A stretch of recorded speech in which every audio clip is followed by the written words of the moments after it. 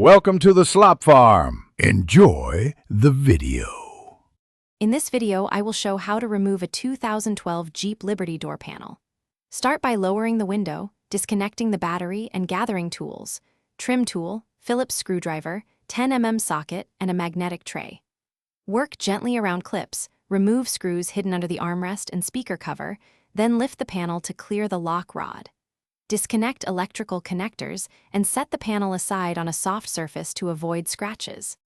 Gather the right tools before you start to save time and prevent damage. Use a trim tool to avoid breaking clips and a magnetic tray for screws. Disconnect the negative battery terminal to protect electrical components. Keep a flashlight for hidden fasteners and a cloth to protect trim. Label connectors with tape if needed to ensure correct reassembly, and work methodically to avoid bending rods or tearing clips. Remove the trim bezel and door handle screws first, then pry out the panel edges with a trim tool.